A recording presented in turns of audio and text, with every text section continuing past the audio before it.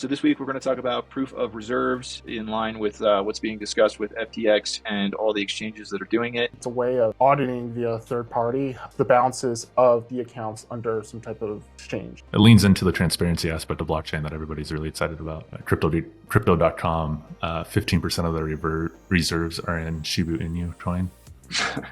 How do you even prove like there's controls in place for moving funds, this or that? Because at the end of the day, you can have that liquidity, but at the end of the day, if someone has like a God access or a backdoor to something, really doesn't help give confidence. Might give confidence to some, but for some others, especially in centralized exchanges, it's like, yeah, cool, you have the money, but what's going to happen tomorrow? Hey everybody, welcome to Missing Links with John, Brock, and myself, Stephen King, where we discuss what's missing in Web3 architecture. For feedback, please go to missinglinks.fm, send us an email, give us some feedback on what we discuss and what you'd like us to cover next week. All right, let's get into it. All right. Hey, everybody. Welcome to another episode of Missing Links with John, Brock, and myself, Stephen. Hey, guys. How are you? Pretty good. Doing good. Cool. All right. So this week we're going to talk about proof of reserves in line with what's being discussed with FTX and all the exchanges that are doing it. It's pretty cool that not everybody, but most major exchanges got on the same page. But John, just why don't you sum up what is proof of reserves? How did it come about? And how do people actually check the data from these exchanges? Yeah, so proof of reserves or POR has been kind of around for a little bit. I don't know exactly how long, but pretty much it's a way of auditing via third party this pretty much the balances of the accounts under some type of exchange. And this is done through taking a snapshot of all the balances and the aggregates of those balances into a Merkle tree, which is privacy friendly and allows you to capture pretty much a cryptographical footprint of those accounts at a given time. So the idea is that proof of reserves is a way for exchanges to show like this is how much we kind of have to have on hand and how much we actually have kind of a way.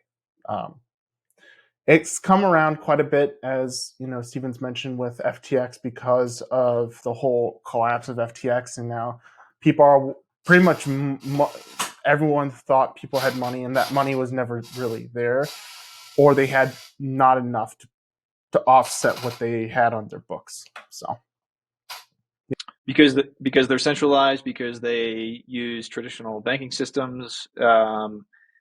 Brock, what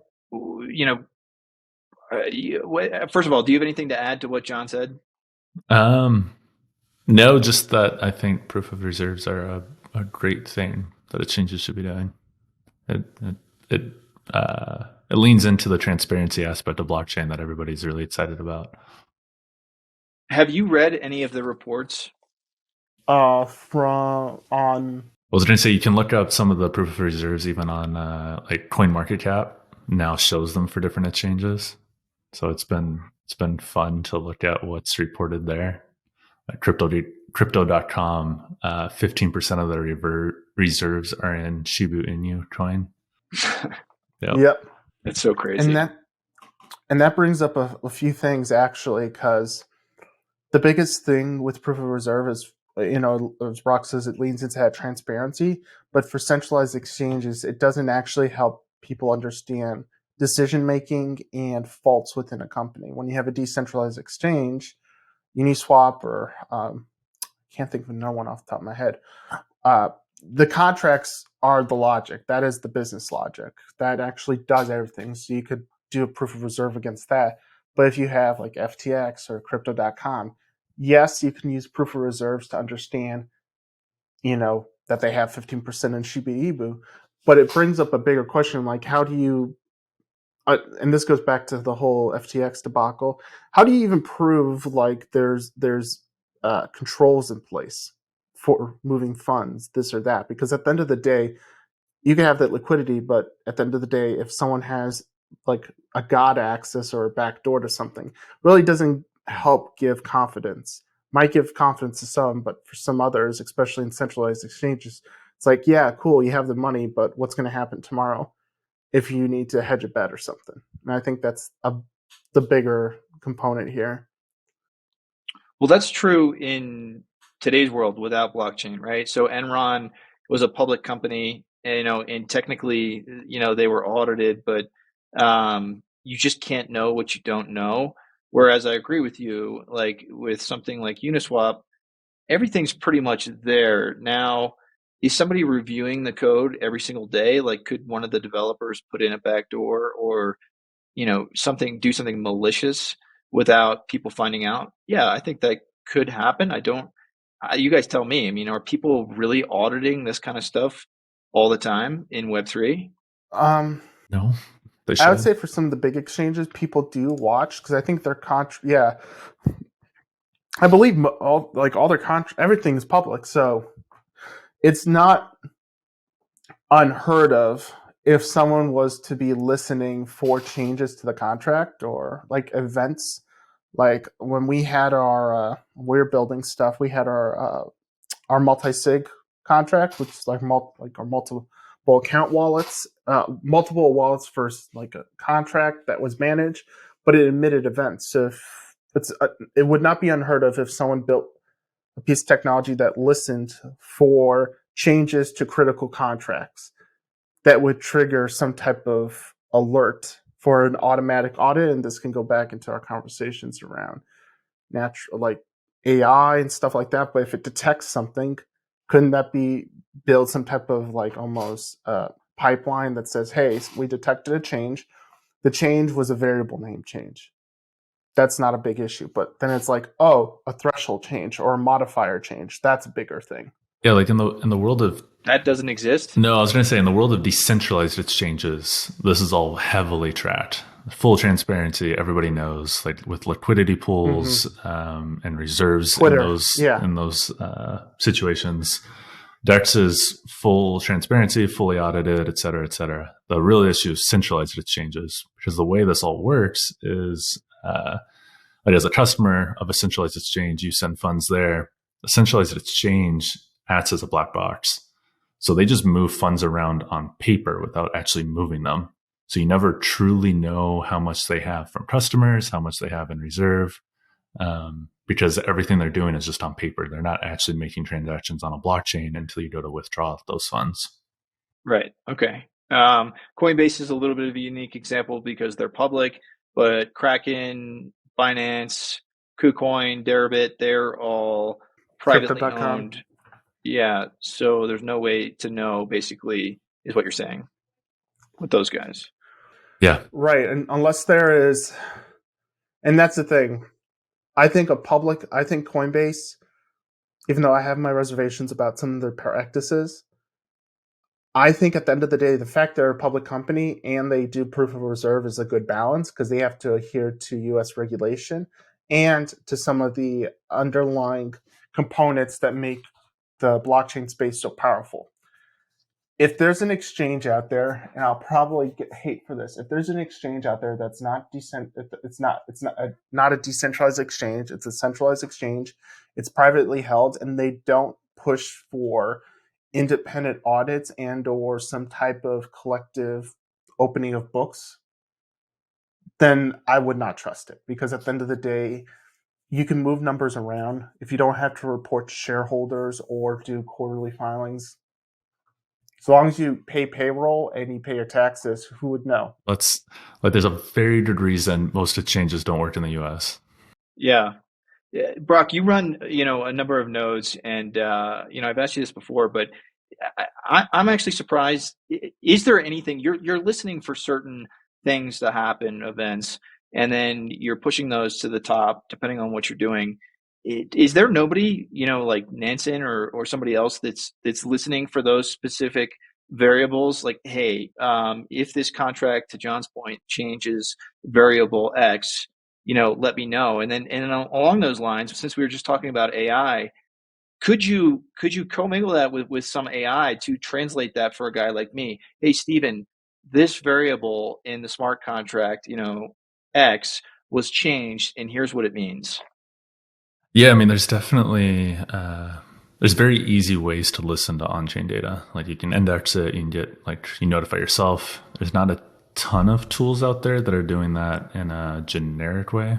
There's plenty that are doing it for this whale moved 100 Bitcoin, and you can track those sorts of things. There's a bunch of bots, a bunch of notification services. But doing I want to know about this individual contract that only I'm interested in, and it's like a more niche thing. I don't know that there's a ton of services doing that, but it's not terribly difficult. Block Native. Are they doing it? Block Native is so powerful. I love them. I wish I could build stuff on top of that, but pretty much you create an account, and I don't know how it works under the pool, but pretty much they have this kind of, I would argue 100% speculation, because unless I break in and look at their setup, but they pretty much monitor all the mempools, like a good amount of mempools, and they kind of aggravate it. And you can actually build out logic via their web GUI and subscribe to certain things, and then feed that to an API. So that you can actually just say, hey, I'm only curious in these 3 contracts with these type of events. If you don't see them, you never fire anything off. But you can build these very complex nested logic, and even add other components where if it's coming from this, this contract before this contract, it's pretty powerful. But that can go to the other point of building out services that if it detects stuff, rerun the proof of reserve, or even give it a fraudulent score. Yeah. I hate to use that word, but a risk trustworthiness, score. Almost like a credit, like a social credit. Yeah, risk score. I don't want to use social credit. Yeah, that's a bad one. 2 business ideas right there: the rating, giving it a like the movie industry, and then being able to build or create your own events. Those are, I'm surprised those don't exist, but maybe that'll come out of this proof of reserves. So proof of reserves, it does apply to Uniswap, but because there's different, I guess I'm looking at the different categories, right? You have I guess I don't know what it's called. Maybe people are calling it full proof of reserve or something like that. But you have you have an attestation done by a third party. So you have your self-assessment, and then you have somebody else audit. So that's something that Tether's not doing, but that's something that Coinbase is doing because they're a public company, right? Do I understand that correctly? Yep. Okay. All right. And then you have Binance, they put together a proposal that didn't include their liability. So I think it's them, and then HIT BTC fall in that category. And then you have things like partial validation, which I forget what was in that category, but it basically goes down from there. So do you guys see a universal standard being adopted? How do we come together as a collective industry and come up with something that we all agree on? Is there one way, do you think this will go, or there'll be different levels, and then that's where your rating system will come in? I think for a standard to mature naturally will take there's 2 things. There's time, and I don't know how the best way to explain it. Let's just say you have 10 companies that each have their own standards. Over time, let's say over 10 years, they'll naturally come to one standard. But if you only have 2, then maybe that time's cut in half or even shorter. But the question then becomes, is it up to someone who is kind of the whale of the community of the industry to say, this is kind of like what Tesla did and Apple did with certain features? Their hardware is like, we made this a standard. If you don't want to fall behind, you either have to adopt it or get lost, pretty much. So I think it will come down to the loudest in the room, like Coinbase or Binance, to kind of. I think Coinbase actually has the best position here to set a standard and set a way, because publicly traded, they, to my knowledge, follow all of the security laws of the United States. Their proof of reserves, are there, and they do have very smart people. So I think they have a good footing, at least for the Western side of the world, to kind of set some kind of standard and build trust. And I think that's the biggest thing here. What will give people trust, bring back trust to the community? Because at the end of the day, FTX, on top of it being a crypto winter, has put a really bad taste in the mouths of a lot of people, especially the government. So how that plays out is anyone's guess, but I think it would be best that Binance or Coinbase are the ones leading that. Okay. Well, look, once things fully go Web3, then once banking is on chain, then it'll be a lot easier to validate some of these things. There'll be some obfuscation through just businesses in general are going to want that through using like ZK, whatever. But at least you'll be able to know if a company has both the reserves and if they're also solvent, right? Because if you include the liabilities, then you can see, okay, yeah, they've got the money, but if you don't know their liabilities, I mean, I could live in a $5 million house. You could think I'm rich, but I could owe, $20 million in debt. And so, I guess has that's proof what of solvency been rolled out? Because I've seen that in some places, like the idea of proof of solvency, like you can tie in like your actual assets into the chain. Maybe people are playing with it. Brock, have you seen anything? Like, I think they just treat it the same as all of this. Like when they're doing proof of reserves for a centralized exchange, they're not saying, hey, here's our wallet address with the reserves. They're just like putting down line items. So they could easily include, okay, we have cash on hand in this bank account of this amount and add that to the list. Or not even say what the account is, but say like in cash, like take the collective whole of all the proof of reserves and then subtract it against what their assets are at that time. Like looking at Binance, they even, if you go to Binance's site, when you look at the proof of reserves, where did I put that? I got rid of the tab, but if you look down at the bottom, it will show the latest block height in the proof of reserves, and then it will say like the percentage of that they have against that, which is like 101% right now. So they have enough. I can assume that they're solvent in Bitcoin. Okay. And then putting these kinds of things into a smart contract doesn't really, I guess it really wouldn't matter even as an attestation because, I mean, maybe it could help if you're like what? I don't know if you've got separate accounts and there's only a select few people that know about it. Sorry, go ahead, Brock. I was going to say what would be really great is doing like a chain link oracle for all this. So the same way we're doing oracles for like current USD to Ethereum price, you could have an oracle saying, here is the like current reserve volume for all these exchanges and have those update on a regular cycle. Like a daily cycle or a weekly cycle or monthly? What would be your thoughts? Whatever made sense. Daily. Yeah. Probably be daily with how everything fluctuates. Yeah. But also that people panic. I don't want to say people panic easily. People panic, I won't say easily, but people put a lot of money into this and people are skeptical. So if there's a huge 10% swing in a day and you do that and you see an insolvency dip, it could only be a couple hours just because of how it updated. And I think that would be a self-fulfilling prophecy. Too much information is too bad sometimes, in my opinion. But to Steven's point, like if you're including the liabilities, then your liabilities should be swinging proportional to your reserves because they're both pegged to like different cryptocurrency prices. So if you're providing both of those, then you always have that proof of solvency, more or less. I see. Until whatever's pegged drops, and then you're in trouble. But that's what I mean. As long as like the real issue here is tracking whether or not customer funds are still safe. So if a customer adds 1 Bitcoin, you need to prove that you still have that 1 Bitcoin. So like the price of the Bitcoin doesn't matter as long as you can say if they want to withdraw their Bitcoin, it's still there. You have 1 Bitcoin still. Right.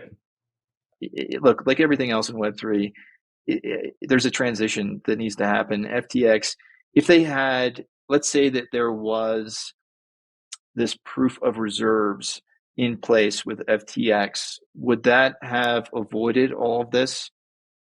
Probably not. Mm-hmm. I think it would have happened eventually, even if FTX didn't happen. Well, I was going to say, like, FTX wouldn't have been able to it wouldn't have been as bad as it got because somebody would have seen it sooner. And things behind the scene could have changed to soften the blow Yeah. to themselves and the industry. But their liabilities are, I guess it would have to include their liabilities, because Yeah. I think it could have gotten pretty bad if it didn't include their liabilities. But I agree with you. If it did, then yeah, it wouldn't have got this big for sure. Yeah, like the story is that internally, like SBF didn't even know the funds that they held. And so like they were trading customer funds, et cetera, et cetera. So like it was clearly like a broken thing from the get-go. And if they ever tried to publicly say, hey, here's the funds we have versus customer deposits, it would have instantly been revealed that they didn't match up. Yeah. And then on top of that, in recent interviews, most people didn't know how much leverage they had because no one tracked it internally. So they were pretty much playing with monopoly money is the best reference, because at the end of the day, it was just until someone said, "Hey, you can't pay us in monopoly money. Give us real money." That's kind of what happened. Yeah. I don't know. I mean, it's hard to believe what's what in terms of the whole FTX fiasco, because I mean, he says he doesn't know what was going where, but I mean, they were a big company, but still, I mean, if you run a company, you're pretty responsible. You'd like to know how much is in your bank account pretty regularly, because it's important. And so I can't imagine. This guy's a very smart guy. I don't know. Anyway, that's a topic for a different day. So this has been great. You guys, is there anything else that you guys want to touch on or add before we close?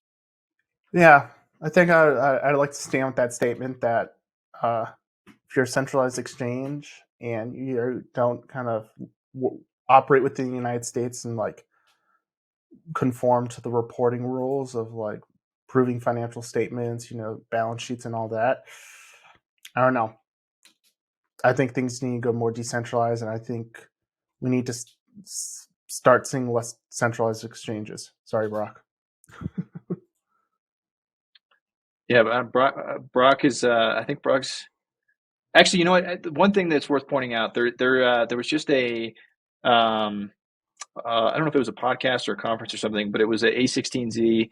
They have a new podcast that's really good. They redid it, and they had Brian Armstrong on. It was Ben Horowitz interviewing Brian Armstrong, Yeah. and they talked a little bit about this stuff. And he is a really good CEO. I mean, it is a great company, and I know a lot of people couldn't see this happening with FTX, but I think that you could way more. You could see something like FTX happening a lot more than something like Coinbase. I'd be very surprised if Coinbase ever gets into anything that's controversial over what happened with the political right versus left, and talking about that within the organization, which I think he dealt with that well too. But anyway, suffice to say, it's worth going to check out that podcast, because they touch on this a little bit. But Brock, anything else? No, I mean the main point here is the safest place for your money is in self custody. So get it off exchanges if you can. There will always be a need and a use for centralized exchanges. They're not going away. But if you're like holding your crypto for the long term, just keep it in cold storage somewhere. Cool. All right. If you have any feedback, it is feedback@missinglinks.fm. Please leave us a review on Apple or Spotify, and we'll see you next week.